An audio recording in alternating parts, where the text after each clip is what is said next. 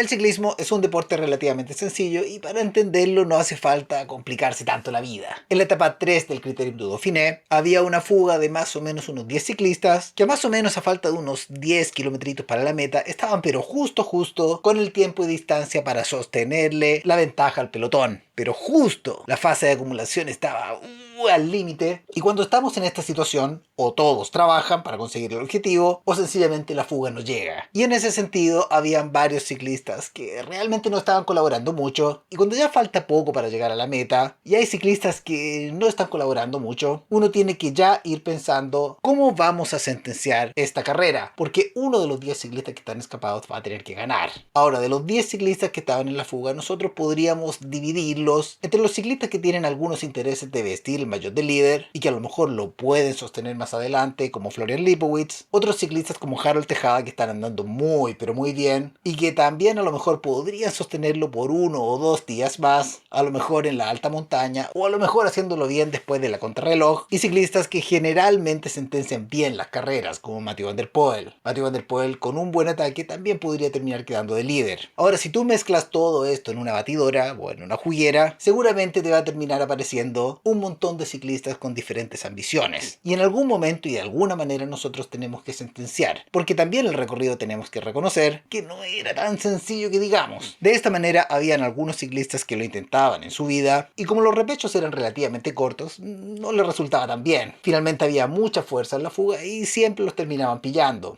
Ahora, Iván Romeo, como ve código del ciclismo, como está suscrito también al nuevo canal y siempre deja la campanita encendida, sabe perfectamente que este tipo de situaciones tan cerca de meta generalmente empieza a provocar que algunos ciclistas se empiecen a guardar un poquito más, y generalmente este tipo de ahorros o trae parones o generalmente también puede traer a ataques de algunos ciclistas que a lo mejor no tienen el puntito de velocidad que quisieran para disputarle a lo mejor a un Mathieu van der Poel de la vida. Digamos que de 100 sprints no le vas a ganar ninguno a Mathieu van der Poel. Es por eso que tienen que adelantarse a la jugada. ¿Quiénes deben adelantarse a la jugada? Bueno, los ciclistas que tengan más opciones en determinados terrenos, como por ejemplo Florian Lipowitz, que intentaba atacar en todo lo que subiera y finalmente, como los repechos eran chicos, como que le faltaba un poquito de dureza para terminar marcando las diferencias que él quisiera. Ahora, este tipo de ataques, cuando eran atrapados, siempre traían parones y estando tan cerca de meta, ese tipo de parones pueden terminar provocando interesantes jugadas de contraataques. Nosotros sabemos que cada vez que el grupo termina atrapando una fuga, generalmente se tiende a descansar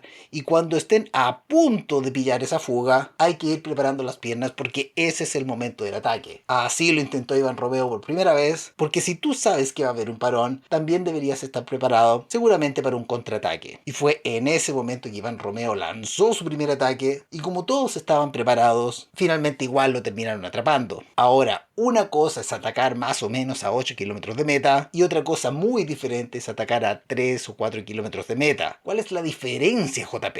Es que mientras más cerca de meta estés, la psicología del ser humano nos hace pensar que no deberíamos ser tan generosos al momento de gastar nuestras fuerzas para pillar al ciclista que se escapó. Así que generalmente en momentos de estrés, nosotros tendemos a pensar que el ciclista que viene al lado tiene que hacer ese trabajo de pillar al ciclista que se escapó. Sin embargo, si los 9 ciclistas que están en ese pelotón se quedan pensando que el otro que tiene que hacer ese trabajo, finalmente el ciclista que se escapa empieza a conseguir cada vez más y más y más ventaja, y estando tan cerca de meta, es muy poco probable que algún ciclista tenga la iniciativa de hacer una persecución ordenada. Y es por esto que al segundo parón que se formó, Iván Romeo empezó a conseguir cada vez más y más y más ventaja, y esta ventaja terminó asegurándole el triunfo. Y ojo que es un triunfo muy pero muy importante porque es un triunfo estratégico. Iván Romeo en algún momento había mostrado algún grado de dificultad, especialmente en su vida, y tuvo que hacer un gasto enorme para volver a entrar al pelotón de escapada. Si no fuera por los parones, seguramente no hubiese llegado, y como ya había gastado muchísimas fuerzas antes de la meta, tenía que intentar algo diferente, porque al sprint seguramente le iba a costar un poco. De esta manera,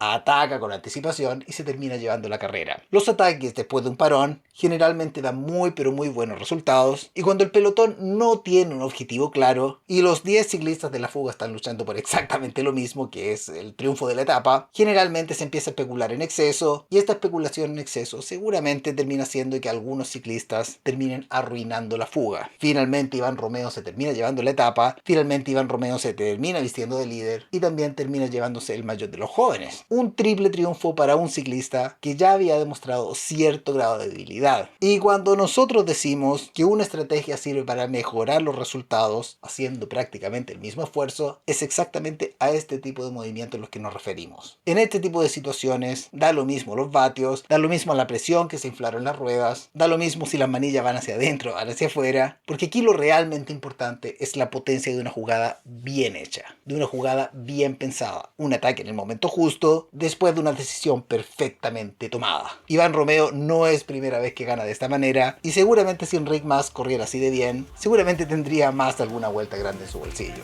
No mucho más que decir, nos vemos, adiós.